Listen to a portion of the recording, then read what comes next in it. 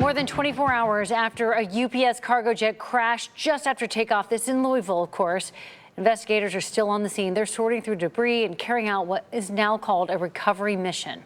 Within the past 15 minutes, we learned that death toll has now risen to 12 people, with many others still unaccounted for. The NTSB is now trying to determine what went wrong. Thanks so much for joining us at 6 o'clock. I'm Tanya O'Rourke. I'm Adrian Whitsett. This is going to be a long process. It's just beginning. This was an MD-11, a McDonnell Douglas, carrying hundreds of packages, if not tens of thousands, as well as a lot of fuel for a flight to Honolulu. But it crashed into an industrial area soon after takeoff.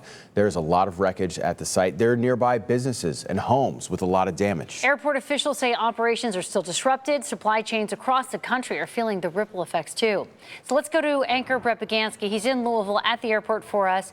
Brett, we have gotten several updates throughout this day. What can you tell us is the latest?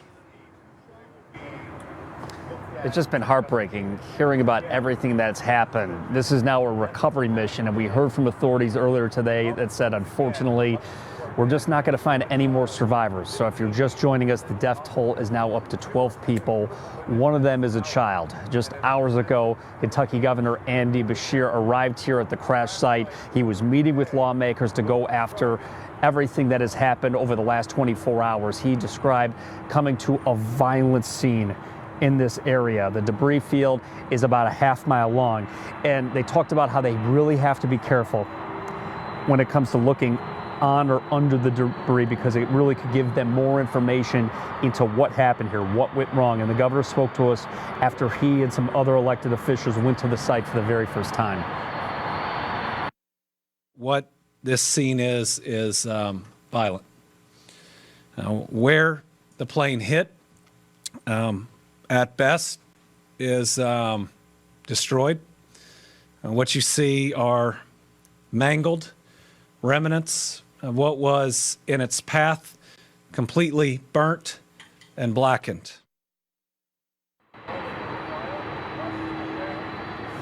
really tells us story there. And we also heard from Todd Inman from the NTSB, who said he looked at the surveillance video of the crash that shows the left engine detached from the wing during takeoff, but investigators did recover a black box.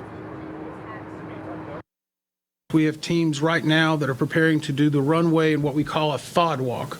That is foreign object debris.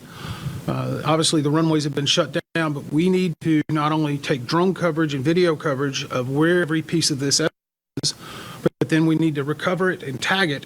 Those will give us even more pieces of information.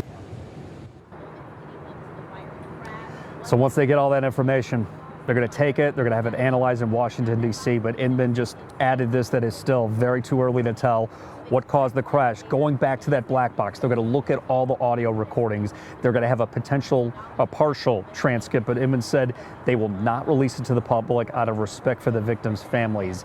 And during these crashes, the NTSB says when they arrive on scene, they're going to look at potential recommendations so nothing like this ever happens again. But the airport is still open, and they said they are still trying to get that other runway open, but they still don't want to remove any potential good evidence because it could give them into a clue into what happened just 24 hours ago. We're live in Louisville. Brett Bagansky, WCPO 9 News. Brett, thanks. We do know that triple-engine cargo plane was fueled for an 8.5-hour flight to Honolulu, Hawaii, so roughly 220,000 pounds of fuel, then the cargo. Aviation experts said the combination weight, balance, early engine fire made recovery nearly impossible. It was the first UPS cargo plane to crash since August 2013. That's when an Airbus went down on landing at the International Airport in Birmingham, Alabama, killing both crew members. Full scope of the tragedy, though, in Louisville is still unfolding. It sure is. Rescue crews remain on that scene, of course. Investigators are combing through data and debris, and the ripple impact on logistics and local workers is ongoing. We will continue to follow those developments, including findings from the investigation, updates on victims, and if the supply chain disruption will impact our region. Stay with us for the very latest.